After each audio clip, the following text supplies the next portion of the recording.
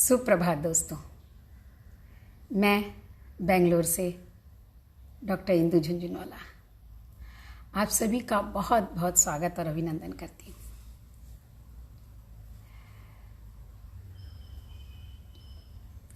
आप सबके साथ कल हमने कुछ भाषा की बात की थी, लेकिन कल के पहले यानी परसों हम बात कर रहे थे व्यवहारन्याय और निश्चयन्याय की। वास्तव में व्यवहारन्याय क्या है और निश्चयन्याय क्या है? निश्चयन्याय सत्य है, जीवन का वो सत्य जिसे विज्ञान मानता है, जीवन का वो सत्य जिसे अध्यात्म मानता है, जिसे दर्शन मानता है। और व्यवहारन्याय जो सांसारिकता है, जिसमें हम जीते हैं, जिसके बिना जीवन नहीं चल सकता। तो व्यवहारन्याय और निश्चयन्याय दोनों हमारे जीवन की आवश्यकता है, दोनों के बिना जीवन नहीं चल सकता। व्यवहारन्याय ना हो तो परिवार और समाज किस तरह चले, और निश्चयन्याय ना हो तो हमें सुख, संतोष और शांति नहीं मिले। सब कुछ करने के बाद भी, सारे व्यवहारों के करने के बाद भी, व्यवहार हमें सिखाता है कि हमें जीवन में, हमें रोज़मर्रा में किस तरह से काम करना है, और निश्चय हमें बताता है कि उस काम को नहीं करना भी एक काम है। आक्रमण होने की बात नहीं है, अकर्म की बात है। हर समय कर्म करना ही आवश्यक नहीं है, अकर्मता भी बहुत ज़रूरी है, ये निश्चयन्याय बताता है। तो कुछ लोगों ने मुझे प्रश्न किया था, एक दो फ़ोन भी आए थे कि आपने बहुत सुंदर बात बताई व्यवहारन्याय और निश्चयन्याय की, किंतु व्यवहार में ये नहीं हो सकता क्योंकि हम संसार से जुड़े हैं और दुख हमारे बस से बाहर हो जाता है। जब भी मन के अनुरूप कोई कार्य नहीं होता है तो हम दुखी होते हैं। हम निश्चयन्याय में चाहे हम कितना भी इस चीज़ को जान लें कि ये दुख जो है ऊपरी है, ये दुख इस शरीर का है, ये दुख इन संबंधों का है जो वास्तव में सच्चे नहीं है, ये दुख उन रिश्तों का है जो बाहरी हैं, जो ऊपरी हैं, जो सांसारिक हैं। हम मान लेते हैं कि ये सारा नाटक हो रहा है इस संसार में, हम नाटक में पात्रता निभा रहे हैं, फिर भी हम उससे जुड़ जाते हैं, उन क्षणों के लिए हम जुड़ जाते हैं और दुखी होते हैं। और भी एक दो लोगों ने इसी तरह के प्रश्न किए कि आपने निश्चयन्याय और व्यवहारन्याय के आधार दोनों को साथ लेकर जब चलने की बात कही कि उससे हमें दुख दूर हो जाएगा, सुख मिल जाएगा और संतुष्टि हो जाएगी, आनंद हो जाएगा, तो व्यवहार में वो कैसे संभव है? बहुत सुंदर प्रश्न है आपका, बहुत ही सुंदर। तो एक प्रसंग मैं उसके लिए आपको सुनाऊंगी। मुझे एक प्रसंग याद आ गया उसमें कि एक आदमी के पास एक गाय थी, और उस गाय को आप धोते रहते तो धीरे धीरे एक वक्त आता है जब दूध कम आने लगता है गाय के पास। तो उस धोते धोते उस गाय से दूध कम आने लगा। तो उस आदमी ने सोचा कि उसके घर में शादी थी थोड़े दिनों बाद। उसने कहा शादी में तो दूध बहुत चाहिए, तो हम क्या करें? तो एक काम करते हैं, इस गाय का दूध दूहना बंद कर देते हैं। तो क्या होगा कि जिस दिन हमें चाहिए उस दिन ढेर सारा दूध मिल जाएगा। और क्या हुआ, जब शादी का दिन नज़दीक आया तो उसने उस दिन दूध दूहने की कोशिश की। तो दूध ज़्यादा आने की तो बात बहुत दूर की थी, दूध आना ही बंद हो गया, दूध आया ही नहीं। तो क्यों नहीं आया दूध?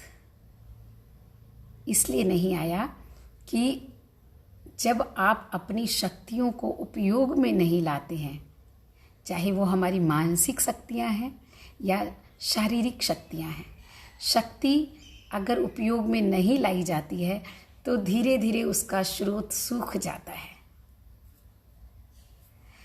तो ठीक इसी प्रकार जैसे एक बीज छोटा सा, मैं हमेशा बीज का उदाहरण देती हूँ क्योंकि मुझे ना पेड़ों ने बहुत सिखाया है। तो जो छोटा सा बीज है उसमें कितनी शक्तियाँ होती हैं, उसमें कितने बड़े वृक्ष की शक्ति होती है, और उतने ही सैकड़ों लाखों करोड़ों बीजों की शक्तियाँ उसके अंदर होती है वापस पैदा करने की। लेकिन आवश्यकता क्या होती है? उस बीज को उचित धरती में बोने की, उसमें उचित खाद पानी देने की, सूर्य की गर्मी देने की, किरणें आने की, और तब वो प्रस्फुटित होता है और फिर बन जाता है विशाल वृक्ष, जिसकी आप कल्पना भी नहीं कर सकते थे बीज को देख करके एक क्षण के लिए। तो पता है हमारे शरीर में, और मैं ये बात सिर्फ पढ़कर सुनकर नहीं कह रही हूँ, मैंने इसको आजमाया है कि हमारे शरीर में, हमारी आत्मा में इतनी शक्ति है, अनंत शक्ति है। जैसे परसों किसी ने कहा कि उम्र तो सिर्फ एक काउंट होता है, एक गिनती होती है। बहुत सही कहा, उम्र सच में एक गिनती होती है और प्रकृति के नियमों से विरुद्ध ये शरीर नहीं है। लेकिन ये जो आत्मा है ना, वो सागर की तरह अनंत शक्तियों की मालिक है, और उस आत्मा की शक्ति से इस शरीर में भी वो शक्तियाँ आ जाती हैं, प्रतिभाषित होती हैं उस आत्मा की शक्तियाँ इस शरीर में। तो हमारे अंदर इतनी शक्ति है कि अगर हम उसका उपयोग करते हैं उस सच को जानकर, तो देखिए जानना एक चीज़ होती है, मानना एक चीज़ होती है, और अनुभव करना एक चीज़ होती है। तीनों अलग अलग स्टेज हैं। जान तो हम लेते हैं, हम किसी से कोई बात सुनते हैं और जान लेते हैं, कहीं कुछ पढ़ते हैं और सोचते हैं हम ज्ञानी हो गए। तो मैंने पहले भी बताया था कि पंडित और विद्वान और अनुभवी संत होने में बहुत फर्क है। संत जो अपने जीवन में उसको अनुभव करता है, तो हम पंडित तो बन जाते हैं, ज्ञानी भी हो जाते हैं, बहुत पढ़ लिख लेते हैं तो बहुत सारा ज्ञान इकट्ठा हो जाता है। ज्ञान अतिरिक्त जानकारियाँ इकट्ठी करना, जानकारियाँ इकट्ठी करने से हमारा सुख और दुख नहीं जाता। हम अगर ये सोच लेते हैं कि हाँ हम जानते हैं ये प्रकृति का नियम है, हम निश्चय को जान लेते हैं कि सूर्य कभी अस्त होता ही नहीं, क्योंकि वो उदित ही नहीं होता, वो हमेशा होता है। तो जान लेना एक और बात है, लेकिन उसको अनुभव करना, और वो अनुभव क्या खोजता है? साधना खोजता है, ध्यान, संकल्प। और उस पहली सीढ़ी होती है संकल्प की, दूसरी सीढ़ी होती है ध्यान की, और वो ध्यान जब आपका साधना में परिवर्तित हो जाता है, बिल्कुल लग जाता है, तब आप उस चीज़ को समझने लगते, उसका अनुभव करने लगते हैं। और ये एक दिन की प्रक्रिया नहीं हो सकती। तो आपने जान तो लिया निश्चय नय को, व्यवहार नय को तो जानने की ज़रूरत ही नहीं है, वो तो हम सब जानते ही हैं, सारे दिन करते हैं, सारे दिन कुछ ना कुछ व्यवहार में करते हैं, संसार में, परिवार में, घर में, समाज में। लेकिन निश्चय नय को हम सिर्फ जानते हैं, समझते नहीं हैं। और समझ भी लेते तो उसको, जो चीज़ें हमें समझ में आ जाती है ना, उसके लिए संकल्प भी करना पड़ता है।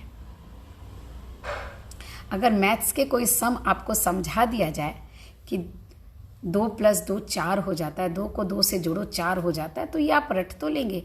लेकिन जब तक आप 2 को 2 से जोड़ेंगे नहीं, तो तोते की तरह रटना होता है। तोते की कहानी मैंने आपको पहले भी सुनाई है। तो बात है कि वो ज्ञान, वो पंडिताई, तोते वाली पंडिताई नहीं होनी चाहिए। उसके बाद का कदम आगे होना चाहिए कि हम उन चीज़ों को, उन प्रयोगों को अपने जीवन में करें। हम 2 आम और 2 अमरूद लेकर आएं और उन दोनों को एक साथ रख के फिर गिनती करें, और तब अगर हम जानेंगे ना कि हाँ ये 4 हुआ, तो फिर हमें उसको रटने की ज़रूरत नहीं पड़ेगी। फिर वो छवि हमारे मस्तिष्क में बैठ जाएगी। तो जो आपने प्रश्न किया, आप लोगों में से कुछ ने, कि हम जानते तो सब हैं, लेकिन वास्तव में जब कोई ऐसी बात होती है जो हमारे मन के अनुरूप होती है, तो हमारे मन में दुख होता है, हमें दर्द होता है, निश्चित ही होगा, क्योंकि हम पत्थर नहीं हैं, हम इंसान हैं जिसमें भावनाएं बहती हैं, जिसके हृदय पर बुद्धि का कब्जा हर समय नहीं रहता है। लेकिन अब आपको उसको अनुभव करना पड़ेगा, और अनुभव करने के लिए आपको ध्यान लगाना पड़ेगा, और ध्यान लगाने के लिए आपको उन वस्तुओं के लिए उस संकल्पों को लेना होगा। बहुत सुंदर ये यात्रा बनती है जब आप इस यात्रा पर जाते हैं। और मैं घड़ी देख रही थी कि ज़्यादा समय ना हो जाए, क्योंकि ये यात्रा बड़ी लंबी है। जब मैं अगर इस यात्रा को चलाती हूँ आपके साथ, कि किस तरह से आप, जब कोई आपसे कुछ कहता है तो आप उस बात के लिए 2 दिन, 4 दिन या कितने लोग महीनों दुखी रहते हैं। और मैंने तो कितने लोगों को देखा है कि वो उन बातों को लेकर के दिमाग में एक उनके ग्रंथि हो जाती है, और वो जीवन भर, अगर किसी ने कुछ गलत कह दिया तो उससे रिश्ता तोड़ देते हैं, किसी ने कुछ गलत कर दिया तो उससे बात करना बंद कर देते हैं। ये जीवन भर की ग्रंथियां हैं जो हम बनाते हैं। तो सारा का सारा दारोमदार भी हम पर निर्भर करता है कि हम चीज़ों को कितना लेकर जाना चाहते हैं। लेकिन जैसे जैसे धीरे धीरे हम समझने लग जाते हैं ना चीज़ों को, तो वो जो जीवन की बात थी वो महीनों और सालों में सिमटते सिमटते दिनों में और पलों में आ जाती है। और जिस दिन पलों में बात आ जाती है ना, कि जिस क्षण आपको लगता है किसी ने कुछ कहा और बहुत गलत कहा, किसी ने आपको एक थप्पड़ मारा और आपके आंख में आंसू आ गए, तो देखिए इसमें भी बड़ा अंतर है। थप्पड़ मारा और आंख में आंसू आ गए तो वो चेहरे पर चोट लगी और वो इस शरीर की प्रतिक्रिया मन तक जाकर के आंखों पर आंसू आए, वो एक अलग बात है। लेकिन किसी ने कुछ कहा और आपके दिल पर चोट लगा और आप दुखी हो गए, तो हम पहले इस स्थिति को समझें कि वो जो दुख है अगर आपके लिए वो क्षणिक हो जाता है, दूसरे ही पल आप ये सोच लेते हैं कि नहीं ठीक है, उसका तो स्वभाव ऐसा ही है, या आप ये सोच लेते हैं कि चलो उसने कह दिया, गलती से कह दिया, या ये सोच लेते हैं कि क्रोध में मनुष्य मनुष्य नहीं रहता है, क्रोध में वो व्यक्ति ही नहीं था जिससे आप प्रेम करते हैं, जिसको आप चाहते हैं या जिसको आप जानते हैं, वो खुद ही वो नहीं था, वो भी नहीं जानता कि वो क्या कह रहा है। तो जिस क्षण ये बात पूरी तरह से आप में रम जाए कि वो नहीं जानता कि वो क्या कह रहा है, पहली बात ये होती है। और ये ध्यान और साधना से आती है। जिस क्षण ये संकल्प हो जाए कि हम वही सोचेंगे जो हमें सोचना है, हम अंदर उसी को जाने देंगे। मैं आपको कोई उपहार देती हूँ और आप लेते ही नहीं हैं, तो वो उपहार तो मेरे पास ही रह जाता है ना। तो लेने के पहले बहुत सोचना चाहिए। मैंने एक छोटी सी एक गीत लिखा था, मुझे उसकी 2 पंक्तियाँ याद आ गई कि वो जो देता है उस तरह से लेती क्यों हो, प्यार को प्यार नफरत को भी सेती क्यों हो। लंबी सी मेरी एक छोटी सी कविता, गीत, गज़ल, आप जो भी कहें, मुझे नहीं पता, क्योंकि मैं बहुत ज़्यादा काव्य शास्त्रीय नियमों में नहीं जाती हूँ कि गज़ल में क्या होना चाहिए और गीत में। तो वो जो देता है उस तरह से लेती क्यों हो। तो जो जिस तरह से देता है हम उस तरह से क्यों लेते हैं उसको। ये बात सिर्फ दोहराने की नहीं है, ये बात समझने की है। मेरी मम्मी हमेशा कहती थी कि कोई आपसे कहता है कि कौवा कान ले गया, तो आप कौवे के पीछे दौड़ोगे कि अपना कान देखोगे। तो ये बात ना मैं कभी नहीं भूलती हूँ। शायद मैंने 1-2 बार पहले भी आप लोगों से कही हो, तो मुझे याद नहीं। तो वास्तव में क्या होता है कि जब कोई हमसे कुछ कहता है तो हम दुखी इसलिए हो जाते हैं, इसको ढूंढना है किस लिए हो जाते हैं। और अगर कोई सही कहता है हमारे बारे में, जैसे कि बहुत सुंदर उदाहरण हमारे संतों ने दिया है कि निंदक नियरे राखिए आंगन कुटी छवाए, बिन पानी साबुन बिना निर्मल करे सुभाए। तो जो हमारी निंदा करते हैं उनको कहते हैं कि अपने पास रखो, क्योंकि बिना पानी और साबुन के वो हमें साफ कर देते हैं। तो जब कोई गलत बात जो हमें गलत लगती है, कहने वाले की दृष्टि में हो सकता है वो सही भी हो, अगर वो क्रोध में ना हो, वो सोच समझ के बोल रहा हो। क्रोध में बोल रहा है तो वो व्यक्ति वो नहीं है, तो उसकी तो मैं बात ही नहीं करूँगी कि क्रोध की बातों को तो कभी भी अंदर नहीं लेना चाहिए।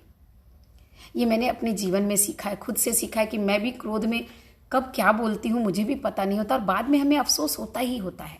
तो जो भी क्रोध में कुछ बोलता है उस समय वो व्यक्ति नहीं होता है, तो वो बात मैं नहीं करी। लेकिन जब सोच समझ के भी कोई कुछ कहता है तो हमें उस पर विचार करना चाहिए कि उसने जो कहा, अगर वो सही कहा, अगर वास्तव में मुझ में वो अवगुण है, वास्तव में मैंने वो गलती की है, तो दुखी होने का प्रश्न ही नहीं है। गलती की है, क्षमा मांगेंगे और आगे से संकल्प लेंगे कि वो गलती ना हो। यानी कौवे के पीछे नहीं दौड़ेंगे, कान देखेंगे। और अगर जिसने कहा है उसने सोच समझ के भी कहा हो, लेकिन वो बात हम पर लागू नहीं होती है, हम में वो अवगुण नहीं है, हमने वो गलती नहीं की है, तो दुखी होने का कोई कारण ही नहीं है। क्यों दुखी होंगे? क्योंकि हमने तो वो गलती की ही नहीं है। तो सोचना तो सामने वाले को है, हमें तो सोचने की ज़रूरत ही नहीं है। तो दोनों स्थितियां ऐसी बनती हैं कि उसमें दुख होने का कारण नहीं है, और सिर्फ हमें अपने सोचने की दृष्टि बदलनी है। जिस क्षण हम अपनी दृष्टि बदल देते हैं उस क्षण वास्तव में ये सृष्टि बहुत सुंदर हो जाती है, बहुत सुंदर हो जाती है। मैं नहीं कहती हूँ कि कोई आपको दुख दे और आपकी आंखों में आंसू ना आए, आप पत्थर दिल हो जाओ। बिल्कुल भी मत बनो पत्थर दिल।